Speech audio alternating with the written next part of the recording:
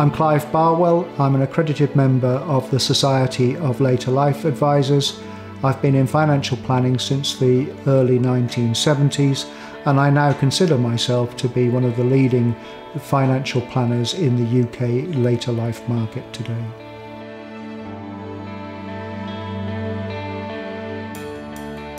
Equity release is where people can access the capital that's built up in their home over the years by either creating what is called a lifetime mortgage. This is a mortgage that you don't repay. You draw the capital and the interest is repaid when you die.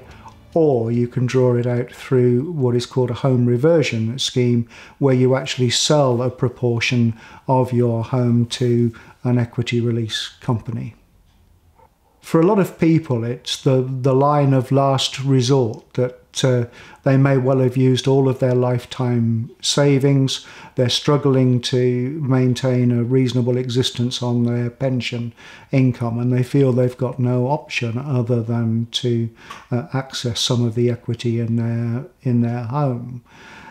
If people haven't got any family of their own and they're not concerned about any future inheritance, then it isn't perhaps an issue. But many of my clients who do have a family are really keen that their family should receive an inheritance when they die, and equity release will make a big hole in that. Equity release is perhaps the only option that some people may have, but the key thing is to investigate all options before going down the route of equity release, as there may be another solution which can then help to protect the future inheritance of children and grandchildren. I think the first thing to say in terms of the service that I provide in respect of equity release is that I don't arrange equity release. If that is something that is appropriate for one of my clients, I will introduce them to an independent expert who will do this. One of the problems that I think people face is that if they go directly to an equity release provider, then that provider will only talk about equity release as the option. When I go along and see a client, I will investigate all other options before I will introduce a client to the equity release provider. I can give two examples of the alternative approaches that I've adopted in the past.